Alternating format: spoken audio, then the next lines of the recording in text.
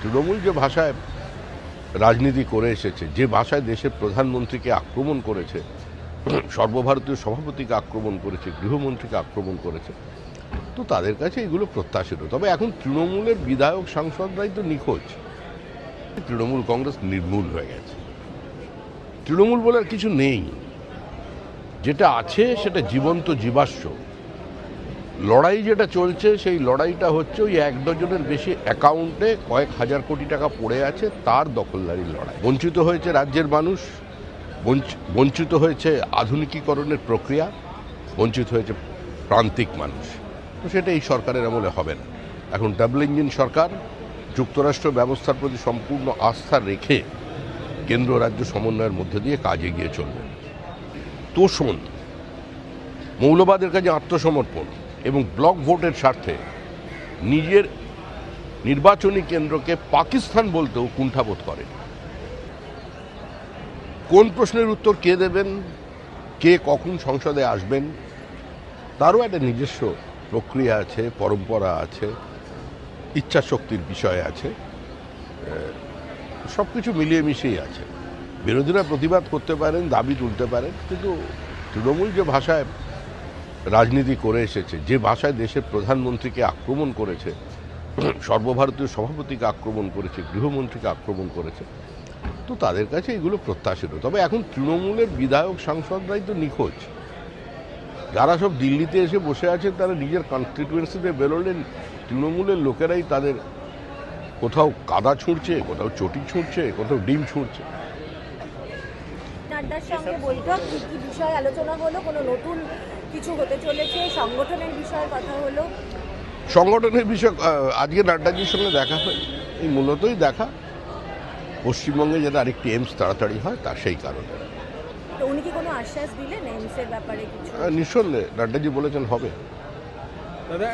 এটা সম্পূর্ণভাবে স্পিকারের প্রেরোগেটিভ, তিনি সিদ্ধান্ত নেবেন।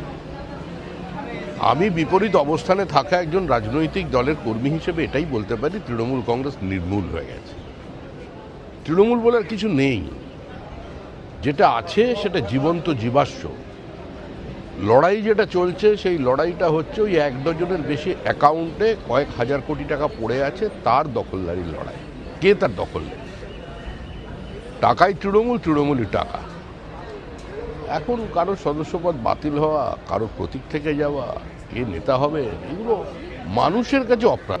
এটা নিঃসন্দেহে একটা আনন্দ সংবাদ।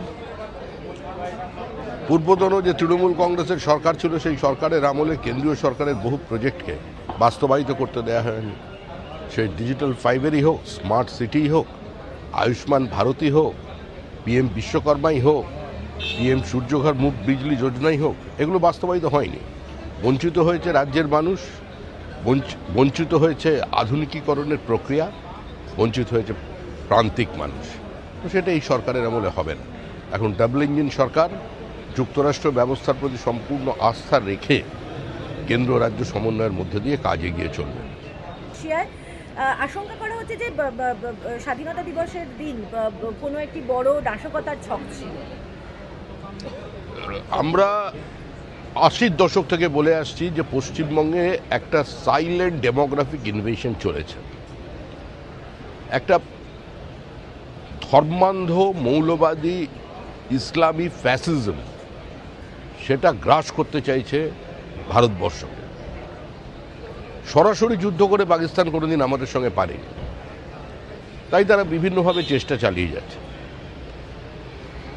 আগের সরকার তোষণ, মৌলবাদের কাছে আত্মসমর্পণ এবং ব্লক ভোটের স্বার্থে নিজের নির্বাচনী কেন্দ্রকে পাকিস্তান বলতেও কুণ্ঠাবোধ করে। এগুলো তারই পরিণতি। বাম জমানায় যা ছিল সেফ প্যাসেজ, এখন সেফ হোম। লস্করে তৈবার জঙ্গি ধরা পড়েছে, আইএসআইএসের জঙ্গি ধরা পড়েছে, এখন আবার আরেকজন এজেন্ট ধরা পড়েছে। ভারতবর্ষের আভ্যন্তরীণ নিরাপত্তা পশ্চিমবঙ্গের রাজনৈতিক দলগুলোর জন্য, যারা বিরোধিতা করেন প্রগতিশীলেরা, তাদের জন্য কম্প্রোমাইজড হয়ে যাচ্ছে। সেটা আর হবে না। আমাদের ভিডিও ভালো লাগলে লাইক এবং শেয়ার করুন। কমেন্ট সেকশনে গিয়ে জানান আপনাদের মতামত। আরও ভিডিও পেতে আমাদের চ্যানেল সাবস্ক্রাইব করুন এবং প্রতি মুহূর্তে খবরের আপডেট পেতে প্রেস করুন বেল আইকন। নমস্কার।